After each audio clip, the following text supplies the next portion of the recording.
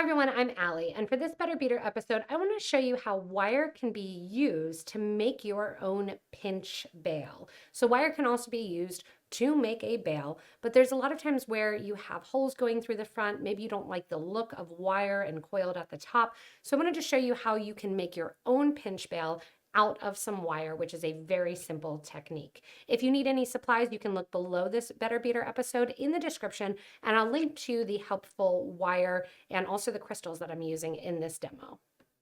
So I have one of our water drop pendants here, and I want to show you how you can create that nice pinch bail effect. How you can have the two pieces of wire that are going into it, and then you can pinch it along the project and have that nice look on the front of the design here. Now, you can also do this by gluing onto a stone if you don't have that. The natural way is going to be to take some wire, and I'm working with 18 gauge wire. I have a round nose pliers.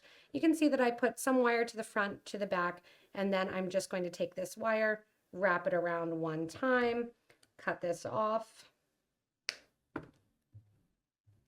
and then go ahead and create the bail size that I want to for the pendant. Sometimes there may be cases where you have a half drilled stone and it's not drilled the whole way through. So you're not going to be able to make this nice little hanging drop bail. So in that case, what you're going to want to make is a pinch bail. And you can do this for a number of different crystals, and I would suggest 18 gauge. You can also use 20 gauge, but it's going to be a nice way to easily solve a problem if you come across it and your hole does not go the whole way through on your piece and it's not quite fitting, or maybe it doesn't even have a hole at all. In that case, you're just going to chop off the little edge that I'm going to show you how you make. So we are going to begin with some 18 gauge wire. And I'm going to begin with about 5 inches of 18 gauge wire, and we are going to be utilizing some of our tools. I have my wire cutter, which you just saw, a nylon jaw plier, a chain nose, and a round nose plier. We're going to begin by just doing a simple coil shape. It's very easy. It's one of the easiest ones to do, and that way it's easy to learn by. And if you want to get to different shapes, you can always get to different shapes after you learn the basics of the technique. The first thing to know is that you're going to need to create your little prong, or that little piece that goes into the hole of the crystal or the stone. So we are literally going to take our chain nose pliers, and you're just going to fold back about 1/8 of an inch so the wire is folded back upon itself. Grab your round nose plier, hold so that that piece of wire is sitting basically right on top of those round nose pliers. And we're going to make a really tiny loop that is going to be perpendicular to that little setting. So see how we made that loop on top, and then you have the loop there. If you turn it over, you have that little post. This is also how you make post earrings if you want to do that. So 2 birds, 1 stone, you're learning. From here, you can grab your nylon jaw pliers, and we're just going to do a simple coil, which you may have seen some of the other videos for recently, that you're just taking the wire around and positioning it right next to itself. Sometimes you can start with that round nose plier back in there and start to get that round loop. Once you have that round loop established, if you want to and you're not worried about getting it kind of marked up, you can even go in with your chain nose and start to turn the wire. And see how I'm getting that simple little coil, and that post is still right to the back. So you can make this coil as large as you want to, but before getting too big, after about 2 wraps or so, I want you to go over to the opposite side. Now it takes a little practice to see how far you want and how big you want and what you want the bail to be. This piece of wire may be too big for you. We're going to do the same thing on the other end, going and holding with our chain nose pliers and just bending that 90-degree bend towards the back about 1/4 inch. Hold your round nose pliers so they're parallel, and then we're going to create that tiny loop that's going to run perpendicular to that little piece coming out. From here again, you can kind of hold, start that rounded coil. Once it gets to be a certain size, you can go in with your chain nose or with your nylon jaw so it doesn't mark up the wire. Just kind of have to be careful of that little piece in the back.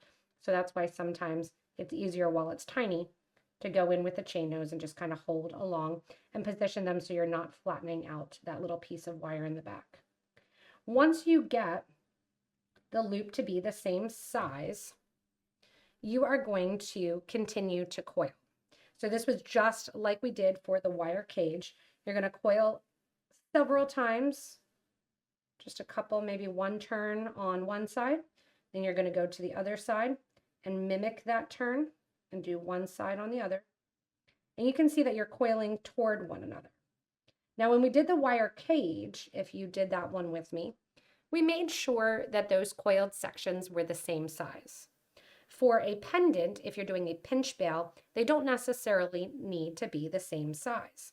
So you can stop on one side and keep going if you want a larger coil in the front than you do in the back. So I'm going to keep going here with one side and make it just a little bit bigger, and the back I'm going to keep small. From here, I need to create a bail portion or something that I can put through my piece. You can twist that if you want to, go in after the fact and take your round nose plier and you can hold it, and your needle nose plier, and you can do a little twist and kind of hold it in place. But I wanted to start by showing it open. So what I'm going to do is I have those two little spikes and they're coming out from the same side. I'm going to go right into the middle because I want them to be equal. Now my loops are not the same size, but the same amount of wire is coming out of each side. And I'm simply going to bend those toward one another. When I bend them toward one another, the goal is that those two little pieces of wire will be sitting right next to one another. If they don't go and they're not sitting right next to one another, what you want to do is just open it back up and rebend that little loop. From here, I am going to go in and, looking at the ends, just do a tiny trim down. So I'm going to trim it down just the tiniest little bit. Go in here, get my larger to the front, work from the front, putting it into the hole of your piece, and then work into the back, pinching that down. To pinch it nice and close then, and to get that completely set, you can go in with your plier and just do a little pinch at the top of the wire, creating that nice little bail. Now obviously this is big for this design because I did a bigger loop, but on the water drop pendant, it would fit perfectly. It also works on a lot of stones, and you can also use this same technique if you want to when you're going in and you're creating some of your bezels, or your bails rather, for even donut beads or such like that. So you can go in, you get that own pinch bail established, you get that little design element, and it's just kind of a different look, or like I said, a problem solution if you have the stone that doesn't have the whole way through, or if you're looking and saying, hey, this is really cool, I want to do this a little bit smaller and I don't like that wire going to the front, maybe with a starfish or so. So anything that has that front to back drill you can do this for, or even side to side drill if you want to have the longer piece. You can do the same thing with the triangle. So if you have holes that are going side to side, same thing, you can put the wire into the side, creating a triangle, and then at the top as well to create your own little pinch bail. Thanks so much for joining me in this Better Beater episode on creating your own pinch bails. If you do want to create your own pinch bail, you can go below the video in the description to get links to get the Potomac's wire, or even if you want to check out some of our crystal pendants that have that front drilled hole. Remember, you can also always comment on these Better Beater episodes and give advice or suggestions to some new Potomac beaters that may be joining us. This is an amazing community and I love when you participate in it. As always, you can subscribe so you don't miss anything from us here at Potomac Beads.